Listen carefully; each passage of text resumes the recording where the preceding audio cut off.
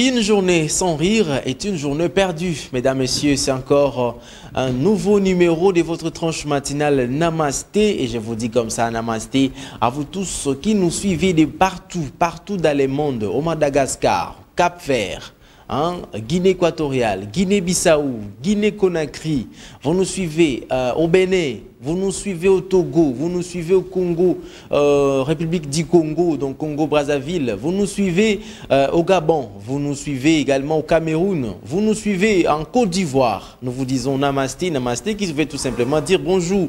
Bonjour à tous ceux qui nous suivent en République démocratique du Congo, Betouaboué, Mbotena Beno, Mbotena Bino, Djamboyenu pour nos amis du Katanga, Grand Katanga, Nord Grand Kivu, Maniema, tout ça et la grande province orientale, Djamboyenu. Ah, voilà, nous sommes le 8 mars. Le 8 mars 2024, nous célébrons aujourd'hui la journée internationale des droits dédiés à la femme.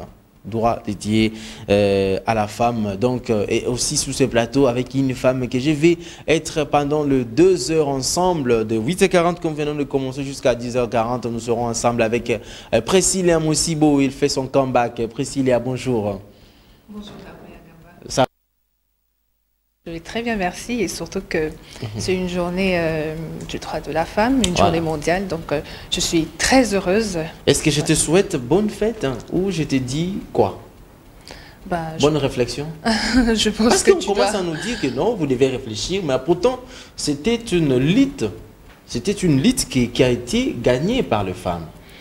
Évidemment, le 8 mars c'est une journée du droit de la femme, où la femme a lutté pour ses droits.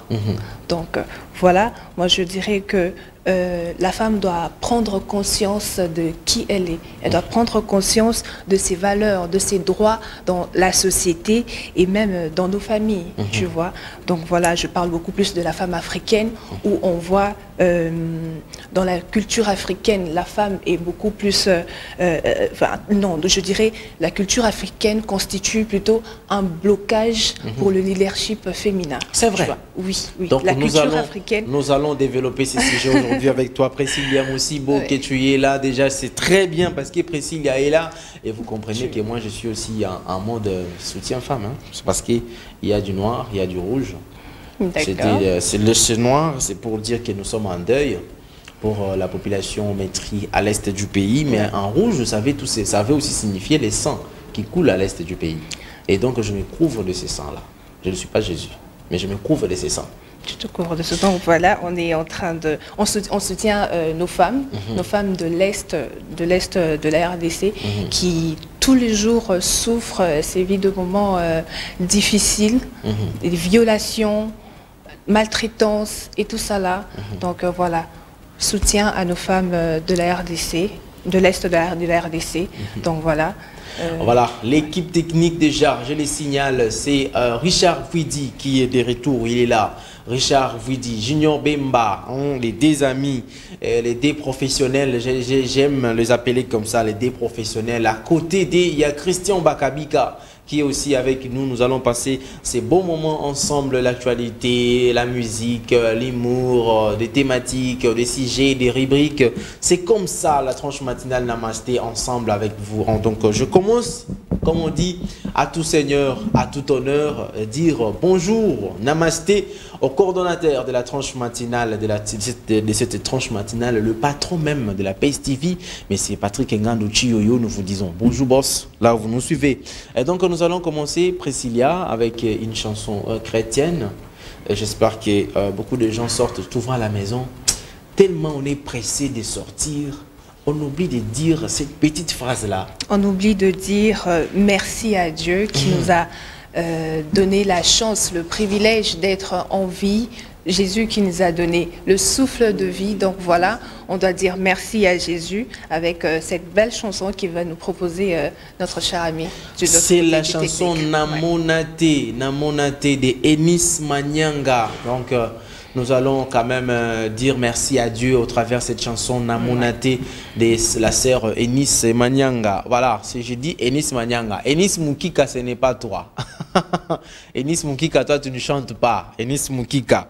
Et donc nous allons prendre cette chanson et question pour dire merci à Dieu qui nous a protégés durant toute la semaine. Nous sommes aujourd'hui vendredi, début de week-end. Ça fait pratiquement 5 jours durant que nous nous réveillons chaque matin et nous sortons, nous allons dans nos lieux de travail, nous allons rendre visite aux gens, nous partons par-ci, par-là. Et donc, il y a de quoi à dire merci à Dieu qui nous a protégés pendant tout ce temps-là. Et donc, Richard vous dit, on peut y aller directement pour dire merci à Dieu avec cette chanson « Namonaté » de la sœur Eunice. Richard vous dit pour cette très belle chanson de la sœur Eunice Manyanga. Cela a fait également plaisir à bébé Sérénité Kiswemi, hein, la fille de Roger Bondengele Kiswemi. Voilà, de l'homme blanc par sa peau et par son cœur. Alors, Priscilla, ça va là? Oui, ça va très bien. La chanson là, je pense que ça a touché, hein? Oui, la chanson a touché beaucoup de femmes. J'aime beaucoup cette sœur, hein. Surtout elle chante bien. Oui. Et surtout, c'est une représentation féminine. Exactement, exactement. Donc, voilà. Alors... Voilà, on va aller trop vite. Richard, oui, on ne va pas traîner. On prend une transition et nous prenons directement les actualités qui est notre toute première rubrique et pour continuer cette tranche matinale. On y va en transition et on revient pour la rubrique actualité.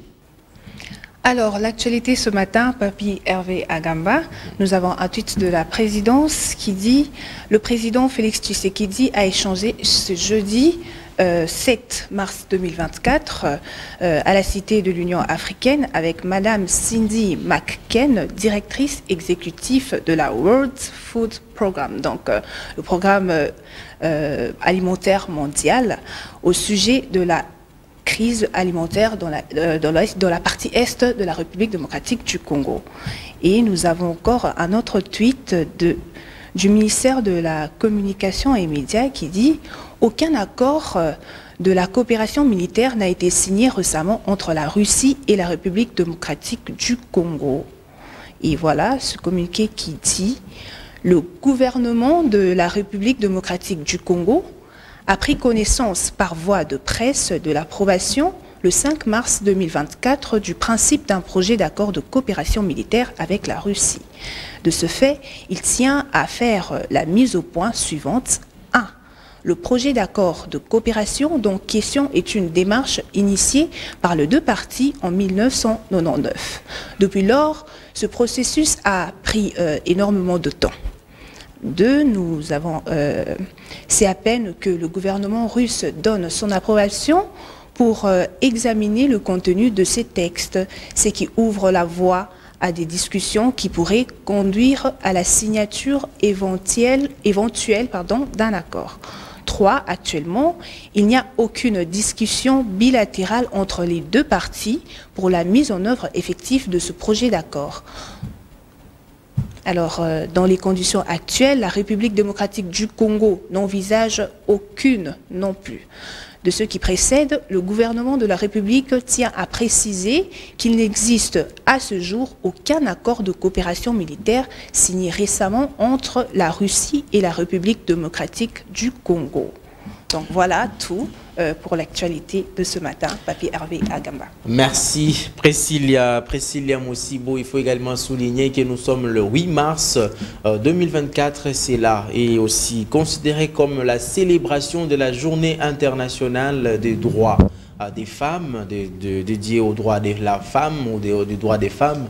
Et cette journée a une histoire, cette journée a commencé quelque part. Priscilla, oui. Nous allons prendre cet élément qui va nous retracer l'historique même de cette journée, et le 8 mars, qui nous a, où est-ce que cette journée a commencé, d'où est-ce que ces luttes de ces femmes a commencé, oui. Par quoi, jusqu'à arriver aujourd'hui. C'est très important que vous ne célébrez pas seulement comme ça, vous devez la célébrer, cette journée, en sachant ce qui s'est passé réellement, ce que les autres femmes ont fait réellement aux années 990, oui, tout ça.